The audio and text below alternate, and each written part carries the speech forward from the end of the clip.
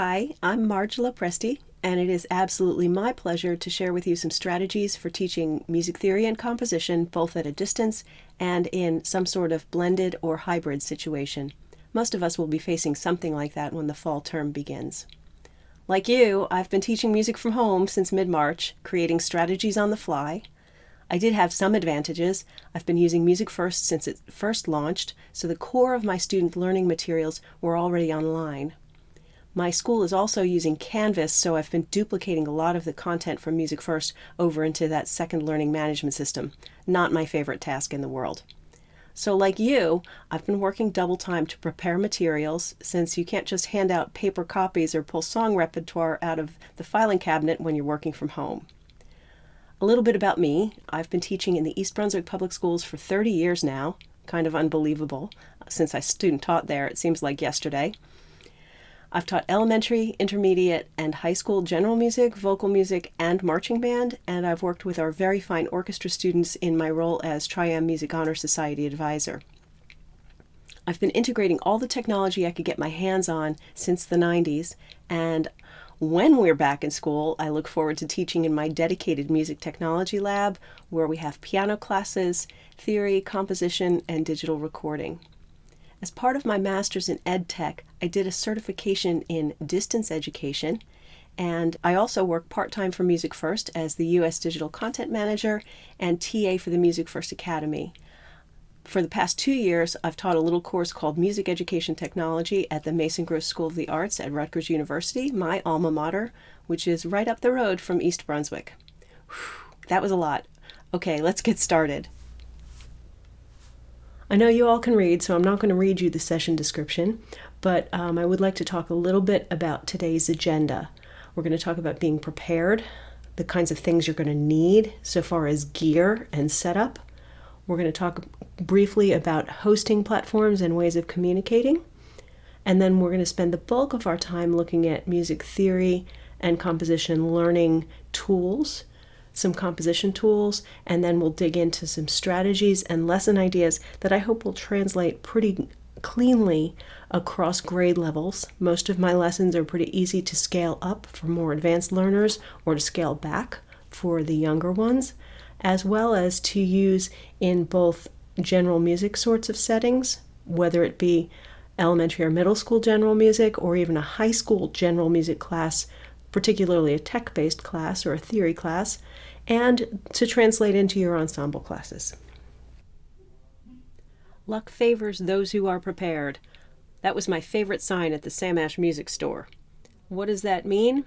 Be prepared for anything. How many tools do you have in your belt?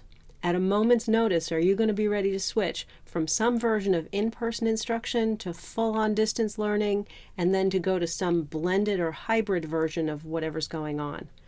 We use the word synchronous to mean that all students are doing the same things at the same time. That might mean everybody has to be logged in distance learning, or there are some kids in class and the rest of the class is expected to be logged in for some sort of online meeting during the regular class time. Asynchronous means that students can do things in their own time and space within a pretty wide swath of time. They don't have to log in at a specific day and time. Concurrent is sort of in between those two, meaning that all students are pretty much staying on track on a given day, but students might not have to do it during a specific class meeting hour. Distance learning borrows heavily from flipped classroom and blended learning models. To go through this really quickly, in a typical flipped classroom, kids learn the new content at home online, and then they come into school and practice and apply it, just like telling the kids, hey, tonight read from rehearsal L to the end of the piece because tomorrow we're going to rehearse it. The station rotation model might be a little bit more instructive of what's going on. There might be teacher-led instruction in person and online. The kids might be doing online instruction, asynchronous stuff. They might be together in school, collaborating or working with the teacher, or they might be collaborating online. And in the station rotation model, they have this floating teacher. I think it's better to think of that as the parent in the new equation. By the way, these models come from blendedlearning.org. All right, being prepared, set up hardware and gear. What do you need to succeed? And what do the kids need? But that's not so much your headache. Think about your physical space and furniture. What worked for you and what didn't? Are you making the time to change that? And if and when we're returning to the classroom, how are the students going to be spaced and what kind of dividers are going to be provided? Because that may affect the kinds of collaboration that's actually possible. Who's going to be providing the sanitation supplies for your classroom? Typically, I was the one bringing in tubs of Lysol wipes, but given the fact that I can foresee us going through 100 or 200 in a day for a shared music lab, I'm hoping somebody else is footing the bill for that. Otherwise, it's a no-go from my end. So, hardware you're going to need. If you are fortunate, you have more than one computer at your disposal. Double geeking is very helpful when you're teaching. My student teacher used her iPad to mark up music notation, and she was on Zoom on a second device at the same time, and I'll be happy to show you a video clip of kind of what that looked and felt like.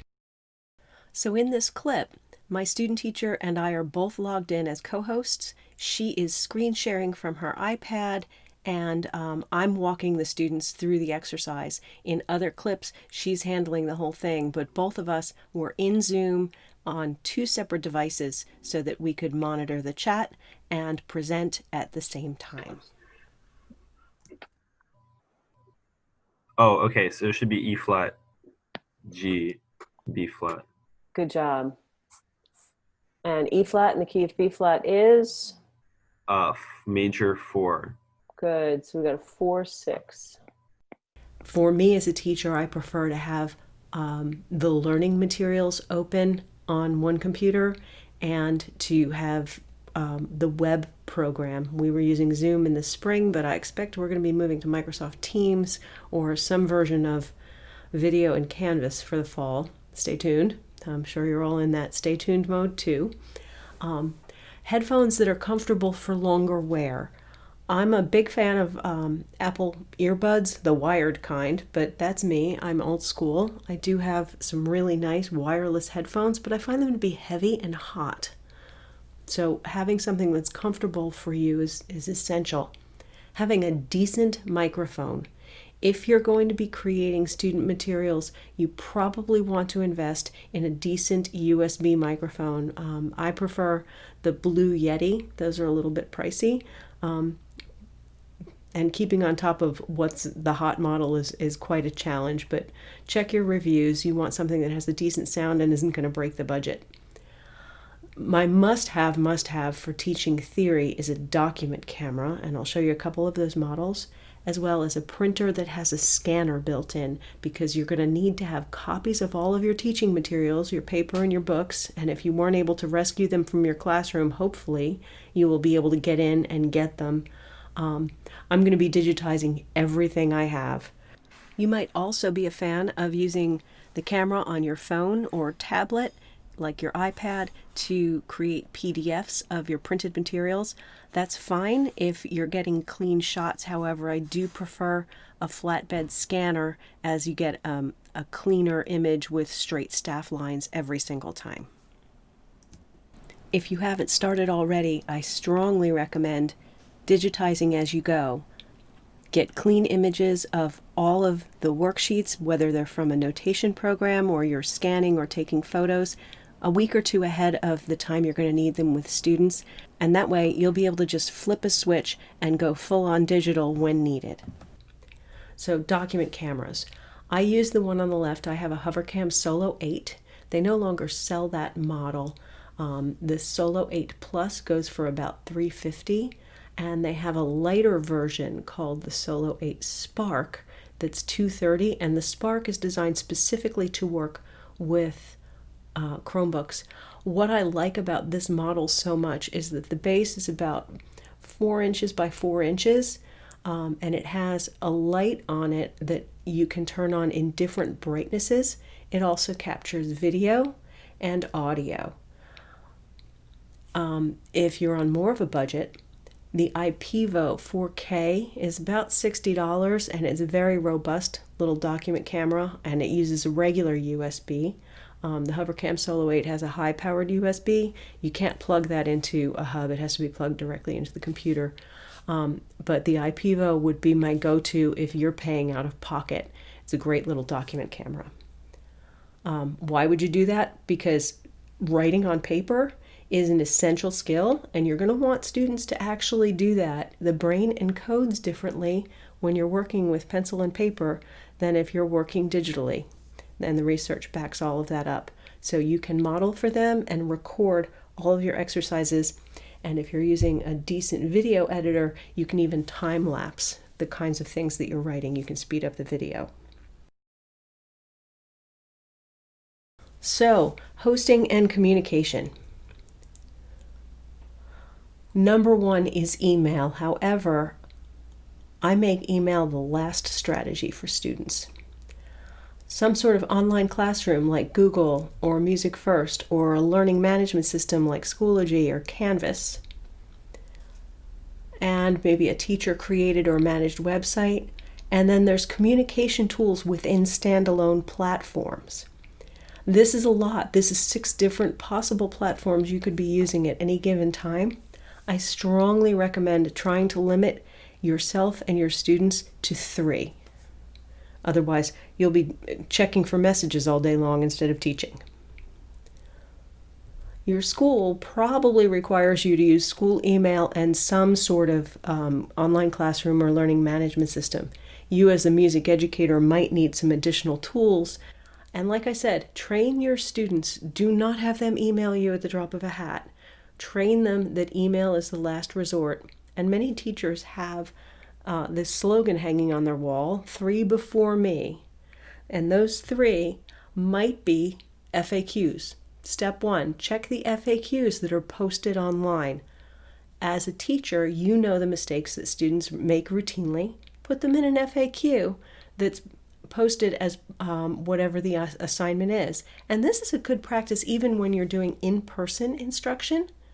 Post whatever the FAQs are with the assignment. Give it to the kids so that they know the pitfalls to avoid and how to get themselves out of it if they find themselves in trouble, or they made a common mistake and they need to know how to backtrack on it. Secondly, set up a discussion forum for student-to-student Q&A or help. This is kind of integrated into Microsoft Teams if your school is using that, but in general, a best practice in distance ed is to have a general discussion forum for every class as part of the online classroom, and perhaps to have a discussion forum specific to the assignments as well. So for each composition project, perhaps have a specific discussion forum about that project. If the kids can't make it through that, then they should email or message another student if the discussion forum and the FAQs aren't getting there. So, you might be needing to pre-record some lessons. You can do that with screen recordings through Screencastify or Zoom or WebEx. A new tool that I just learned about is Loom. I have not had a chance to explore it, but I understand it has a pretty robust screen recorder and editing feature, and for now it's free. Or just set up a camera and video a mini lesson with your phone or a tablet or a digital camera with you in front of a chalkboard or whiteboard. And of course, as I'm doing now, you can record narration and music over a PowerPoint or a Keynote. Right now, I'm using the program ScreenFlow on top of my Keynote.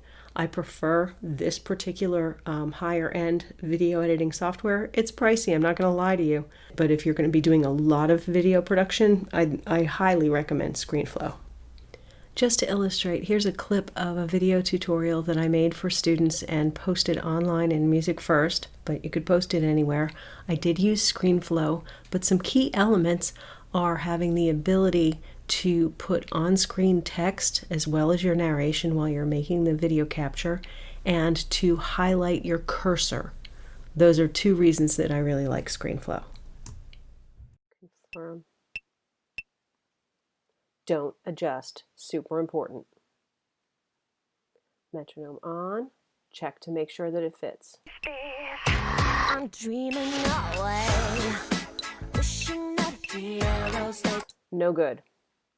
So, to adjust this a little bit,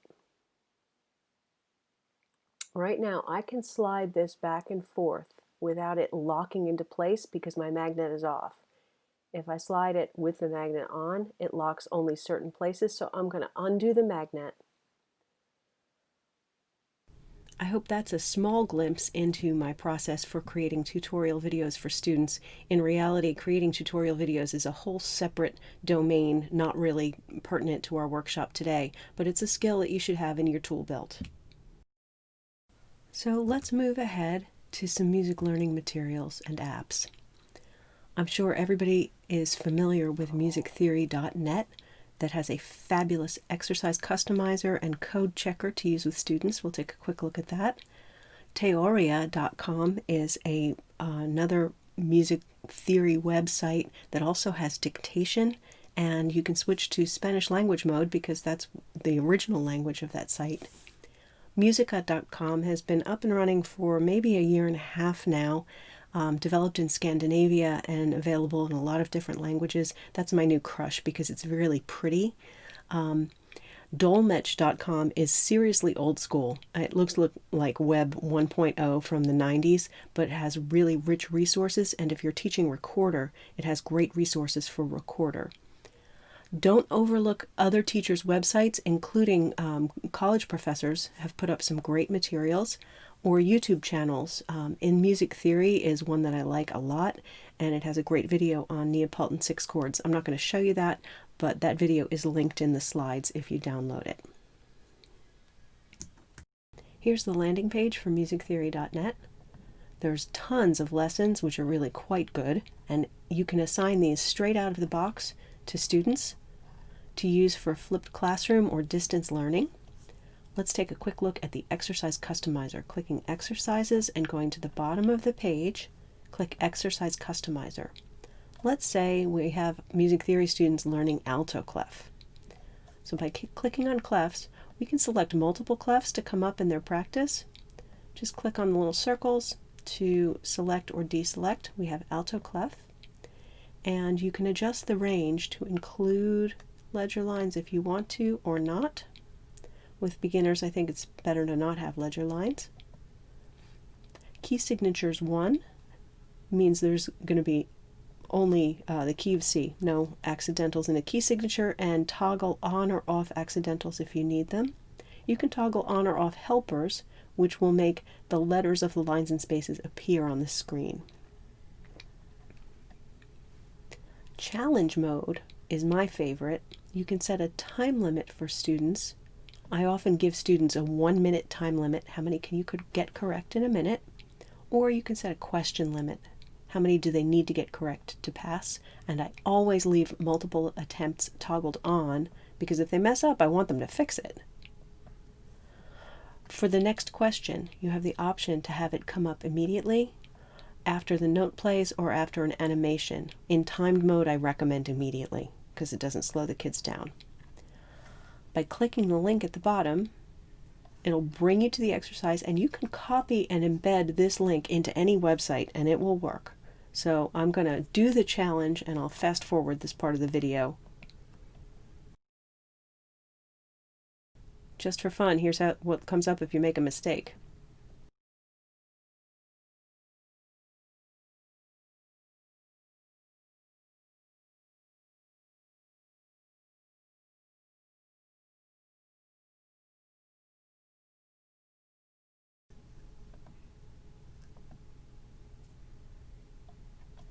Click View Report,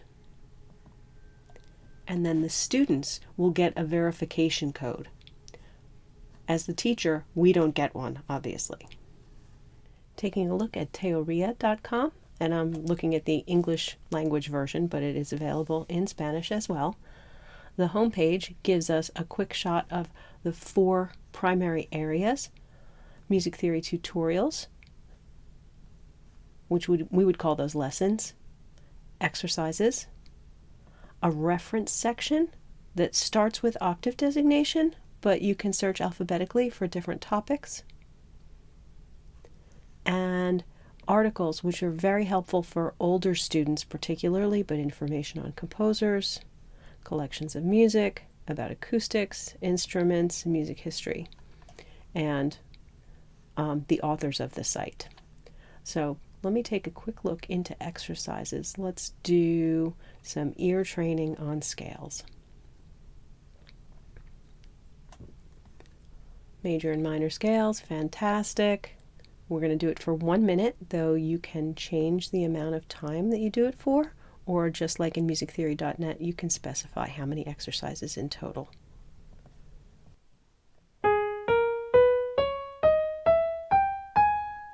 Oh, that sure better be harmonic minor. And natural minor. And major. If I get that wrong, I'm absolutely fired. One thing I don't want you to bypass, on the home page, if you scroll down, there's a section Today in Music History, and this might be very helpful if you're looking for fun facts for students or something to put into a daily activity like a do now. Here's musica.com. I love the clean interface and the light, bright colors. It has an area for exercises and broken out by subject here or through the tiles. Tools, which are much more like lessons, but it also has the musical terms and song charts and staff paper. And then about. What I particularly love is this nice drop down of different languages. I spoke to the developer. It is a single guy working on this project, which is really impressive. And they have a plan to add additional languages, especially of interest to me is that they're looking at adding Mandarin Chinese. So if I go to the exercises, just to kind of be equivalent here, selecting ear training, here we go.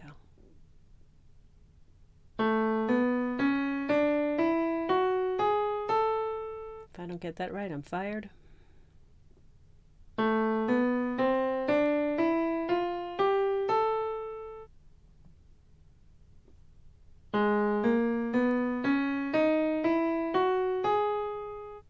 I like very much that it auto-plays the next example. However, one small drawback here is that the exercises are not customizable, and it does not appear that we have reporting tools back for teachers like you would find in musictheory.net or the paid version of Teoria.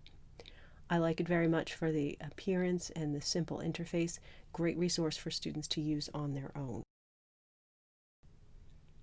Here's a quick look at dolmetsch.com. This is very much old school internet. Looking at this home menu, that's the place to go. So basics, manuscript paper, fingering charts, music dictionary, which is enormous. Just clicking randomly on a page. It does look very old school internet, but you will find obscure terms here. Notice there's no legitimate home button at the top of the page on some of the pages, which is a bit of a drawback. There is an entire recorder method. This is much more teacher-facing than student-facing, but worthwhile if you're teaching recorder. And all kinds of pages on composers as well. Come on, there you go. So if I go for B, for Bach,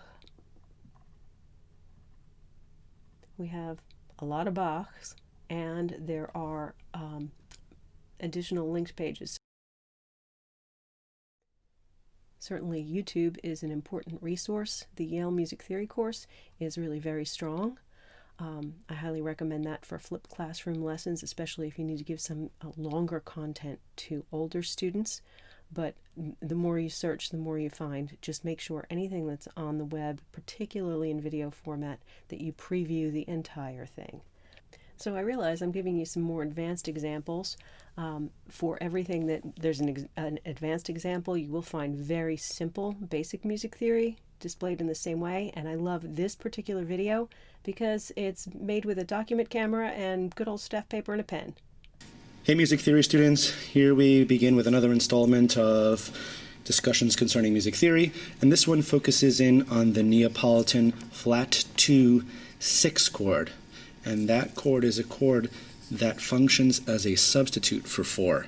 So let's take a look at this in our typical key of C major, and here's our C major chord, all on one staff, to look at it for simple learning purposes.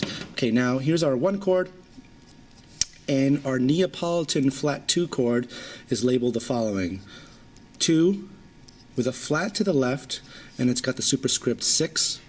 This chord has the tones 2. So, with all that said, so far as free stuff, beware of free. Why? Because of student information, privacy, and school-friendly concerns. Those fall under some legal headers: COPPA, SEPA, FERPA, FOIA, or OPRA. COPPA is the Children's Online Privacy and Protection Act. SEPA is the Children's Internet Privacy Act, which is about filtering. You don't have to worry about that one so much. It's about schools filtering for appropriate content. FERPA is the Family Education Rights and Privacy Act, which requires you to protect student identity. And FOIA, the Freedom of Information Act, or OPRA, the Open Public Records Act. Schools have to be able to access communications that you have with students. And when you're using free platforms, student privacy may be compromised, or the school will not be able to accurately track communications between teachers and students, and that puts the school district in violation. Look out for advertising. You notice I blocked some ads from one of the websites. The content might disappear. I'm really worried about the Dolmetsch content going bye-bye because it's so old. Hopefully they're rebuilding the site in HTML5. It has limited functionality, particularly for sharing and reporting, and I think you saw those differences, particularly with Musica not having the customization or the reporting features that you find in musictheory.net. Subscription-based tools, however, if they are education-friendly, take care of all of those legal requirements for you. Breezing Through Theory is my #1 for standalone music theory. True, I work for MusicFirst and we don't sell it, but I think it is a fantastic product, and if I were designing a music theory program from scratch for upper elementary through high school, it would look and feel a lot like Breezing Through. However, it feels young just because of the choice of colors. Musician and Aurelia from Rising Software go from really basic introductory exercises all the way through advanced college topics. That is available in the MusicFirst classroom and as standalone software. In MusicFirst, there is a legitimate music theory course, an intro course that takes you through everything kids would need to know to be ready for AP or IB music theory. So let's take a quick look at Breezing Through Theory using their website. From start to finish, it's easy to navigate and learning is scaffolded. The unique system of lessons, drills, games, and the fun new Play That Tune feature is easy to access from any chapter. Let's take a look at a See It, Hear It lesson first. It includes some animation. The beat is a steady pulse we feel like a heartbeat that brings music to life. In the interest of time, we're not going to watch the entire demo video, but I do have that linked for you on the presentation slide. I recommend taking a look if you have some money to invest in a robust music theory program for, let's say, upper elementary and middle school. Now let's take a look at Musician and Aurelia, and I'm going to access that through the MusicFirst platform, though it is available as standalone software. If you have access to the MusicFirst classroom, you'll find the software your school has subscribed to under the software button. This grouping shows all of the software that is currently available as part of the MusicFirst online classroom. Let's start with musician. So we're doing some music theory. And as a user in free play mode, or a student just practicing on their own, you would launch the browser version. As a teacher, to create tasks that will report back to the gradebook, you do need a small client program. Just for demonstration purposes, I'm going to launch the browser version. And what is super cool, because we have both musician and Aurelia, there are some pre-programmed assignments. These are some assignments that other teachers in this MusicFirst classroom have created. Or I could go directly to Aurelia or musician. So let's take a look at musician. And we're in the introductory level. If I click this down arrow, I can switch to more advanced versions. So let's stay with introductory for now and just do some introductory pitch reading. I can take the lesson or just go to the quiz and see how I do. I need to select my answer and click submit, and then choose next. It's showing me the notation, and I can listen to it as well. Enter an A. Okay, I'm clicking. There's an A. Submit. So I get to hear it as well as see it on demand. It doesn't do it automatically. The student needs to actively click into that. Oh, what happens if I make a mistake? Oh, not quite. So it's prompting me to try to fix my answer. So there we go. Let's click over to Aurelia and try some interval comparison, or better yet, let's do some scales, because that's what we did before in the free software. Now, here's a problem. You have to make sure your students know this terminology first, right? So it might have been helpful for me to do that lesson if I didn't know, and I'm pretty sure that was a minor scale. Fantastic, and it's showing me the notation again, and I can play it again, just like in a lot of the free tools we looked at. However, this will give automatic reporting back to a gradebook because it is a subscription product.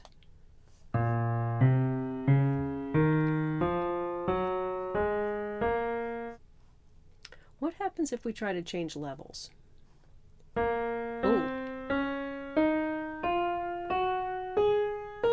That better be natural minor. It's important to note that because I'm viewing Musician and Aurelia from a demo site, it's locked in levels 1 through 3. When you pay for the full thing, you get all of the levels up through college. Back in MusicFirst, under the Content button, is the MusicFirst library, which has a dedicated music theory section. All of the items in this area of the MusicFirst library are absolutely free and included with your subscription. And this one with a little binder on it is the music theory course. And when you click into that, you can't preview the entire thing. It's all grayed out. You can't click into these because it is an entire course, but each unit is available separately in the library. And there's this handy brochure that's a complete syllabus of that course. This is completely free with your MusicFirst subscription. And as you see, it is all of the skills, including oral skills and a little bit of music performance, that you would expect first-year theory students to master. In addition, because these are lessons within the MusicFirst library, you can slice and dice them any way you need to. You can edit them, customize, add, subtract, swap out worksheets or activities in any way you want to, because it's completely up to you if you would like to edit them once you bring them into your MusicFirst classroom. Here are some more subscription-based tools that are dependent upon your notation programs. NoteFlight Learn has an entire library of materials, including repertoire, songs, and composition worksheets and theory worksheets. We'll take a look at that.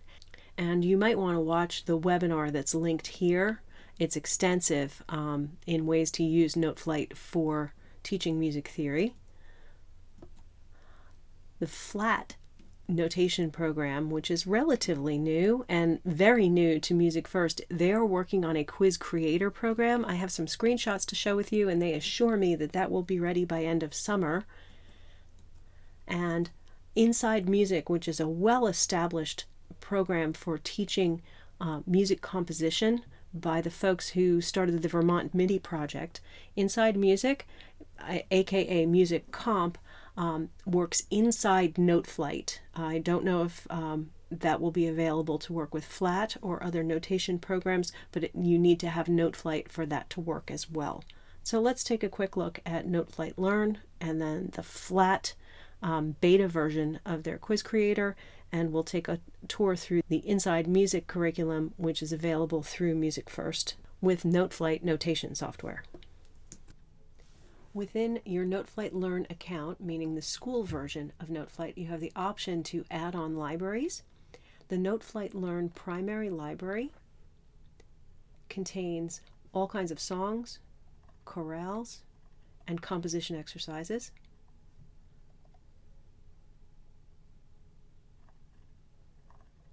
As well as theory exercises, additional chorales. So tons of resources for teaching theory. If I go back to the primary library interface, you'll see that NoteFlight also offers libraries of repertoire. Pop music, band library, which includes concert band and jazz ensemble pieces, as well as orchestral and choral repertoire appropriate for schools. If I go back to this primary NoteFlight Learn library and scroll down to one of those exercises, it's going to open up for me.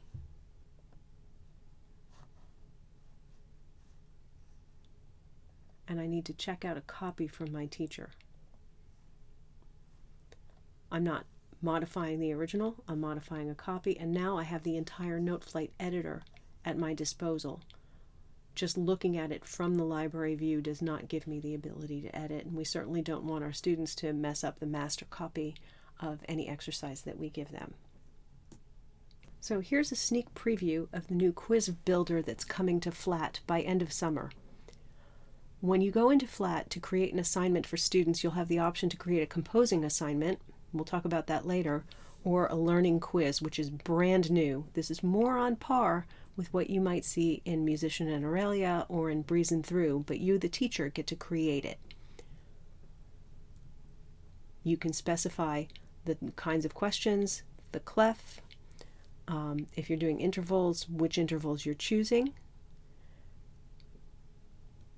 It generates the quiz, however many questions. You can review the questions before you publish the quiz, and you can give specific feedback to students right within the online quiz.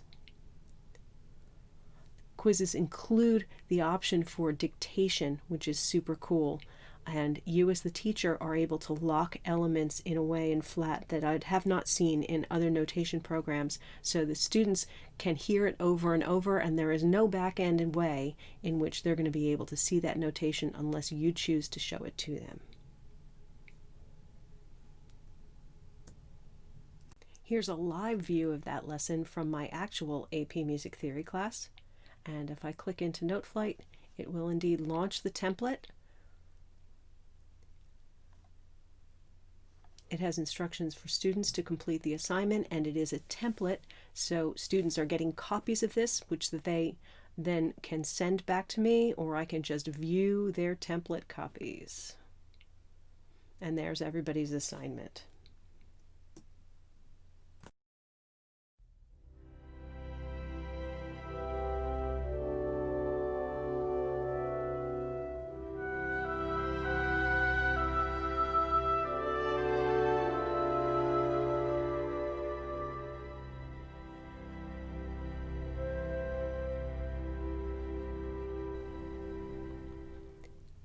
As we move on and talk about composition tools, there's going to be some overlap between the theory and composition lessons that I showed you from prepackaged programs to the kinds of things that we're going to do with notation programs and DAWs. I do want us to talk about both and consider them rather equally. I used to be a bit of a snob that notation programs were where it was at, and DAWs, well, that was just kind of like fun stuff. Not true in the world of commercial music production. It's all about the DAW. Very few people are using notation in the pop music world, at least. Yes, we do want kids to be able to read and write music notation, and we have to provide the scaffolding to support the creativity, and going back and forth between notation programs and DAWs will help bridge that gap between the kids' interests and providing the scaffolding that they need to succeed. In flipped and blended or distance learning environments, we're going to provide the time and the space to accomplish all of these goals. View this not so much as, oh my God, I don't get to rehearse with my group, but rather a gift to give you and your students the time and space to be more creative and to learn more deeply. In the lesson strategies I'm going to present, I recommend going back and forth between notation programs and DAWs. So here are some titles to look at. Noteflight, Flat, and MuseScore and ScoreCloud have completely free versions. MuseScore and SoundCloud have to be downloaded. Noteflight and Flat are completely cloud-based and have EDU versions. That's probably your best route to go because you'll be able to track student progress, monitor student communications, and be completely school compliant. Finale and Sibelius also have free student versions, but it's going to be more difficult to monitor what students are doing because they do not integrate with online classrooms and learning management systems neatly. DAWs, digital audio workstations. They are recording programs that handle both audio, like microphones and amplified instruments, and MIDI, which is computer code, musical instrument digital interface, entered usually through keyboard, but perhaps through a MIDI guitar or a drum pad. Almost all the tools above the dotted line are online and free. Beware of free. But there are EDU versions of Soundtrap, Soundation, and BandLab, and those will, in general, integrate with online classrooms and learning management systems. GarageBand is also free, but it's kind of loaded onto your Apple or iOS device. Mixcraft is a PC analog, if you will, to GarageBand, but it's actually more powerful than GarageBand. Programs like Logic, Pro Tools, Ableton Live, Acid, and FL Studio are probably better for high school students, but they do need to be loaded onto specific computers. And I have students telling me all the time, yo, miss, I got this bootleg version of FL Studio online. I'm like, I don't want to know. Don't tell me about it because I don't want to hear from the FBI. That is clearly illegal. So, bottom line, you need to choose a notation program that you and your students are going to be comfortable with. It's going to work with whatever in-person and online situation you have going in the fall. And you need to choose a DAW, likewise, that both you and your students are most comfortable with. And at 1 o'clock today in the Yellow Room, where we are, Dr. Frankel will be doing a side-by-side Noteflight and Flat and Soundtrap and Soundation. So you may want to check that out to help make your decision about which programs to use. Moving on to strategies and lesson ideas, some guiding premises. This might be old hat for experienced teachers, but it's helpful to keep in mind that we want to connect student learning to prior experiences and to connect theory concepts to the creative activities we're providing. Provide the scaffolding kids need both in the theory and in the creative activities, both from a musical creation process side and a tech skill standpoint. And build so that each successive project uses skills that have been learned in prior activities to create something bigger, better, and perhaps longer in length. An additional consideration is that students often need to check in on creative projects to make sure they're on track. Be ready for that, especially in a distance learning situation, and that your special needs students may need a little bit more contact time, either by email or private Zoom meetings, whatever's going to work for you. In addition, provide the rubric for students in clear, student-friendly terms. Often, I don't show them the full rubric until at least the second session, but during the first session, I like to give them an overview of what we're aiming for without so much in the specifics because I don't want to squelch their creativity by giving them rubrics that have point values. So just to recap quickly, use good old staff paper and a document camera, or you can share PDFs with students that they can print and mark up. One additional idea that I want to make sure is out there is that if you have access to OneNote or Class Notebook, when you upload a PDF or plain old staff paper to that notebook for students, it creates it as a template, and the students can mark it up and submit it back to you. That function works beautifully through learning management systems, and I believe also through Microsoft Teams. Remember that we're going to be using templates and worksheets in both NoteFlight, and that will be available in Flat and all of the web-based software programs we looked at before, as well as free websites. We're down to about 5 minutes left, so I'd like to go through 4 quick concepts that you could convert into lessons very easily, starting with form. Adaptable to any grade level, but let's talk about ABA form. Give a listening example, have a theory connection, maybe have them watch a video with the notation as well, easy to do in a flipped classroom situation. Give them a theory activity or a worksheet, verifying or constructing measures that are in that time signature, and perhaps identifying musical form with images, particularly for elementary students, and then have them replicate ABA form, and I'm throwing in 3/4 meter as well, giving the kids a template to work with sort of an answer bank for starters in the notation program, and then flipping to the DAW, and then exporting the notation to the DAW so that they can build a bigger and more beautiful final product. Most teachers teach intervals and use that as the basis for a composition program. It's important to set fences for students, especially younger students, limit the interval choices. And even with intermediate and secondary students, you might want to limit them just to diatonic intervals. That way they will not end up in trouble when they try to create harmonies or build melodies with that interval. You'll give your students a template to work with in a notation program, and then have them export to the DAW once they've played with it a little bit.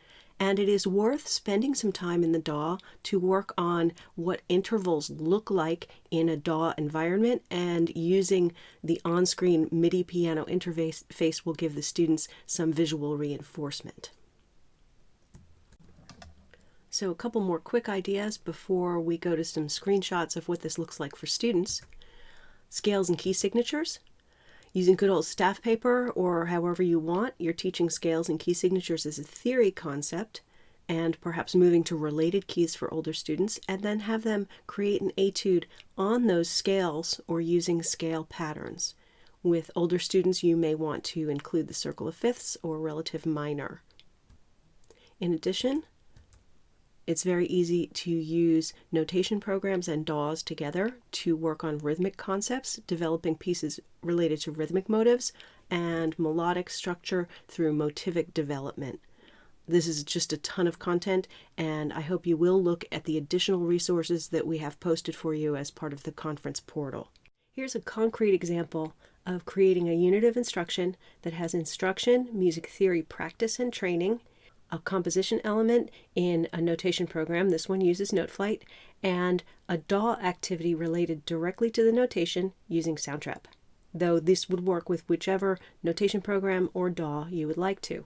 So in the first lesson, some information about the pentatonic scale, a YouTube video I found and embedded in the MusicFirst classroom. It's an explanation with the teacher working at the piano and some overhead shots of the keyboard.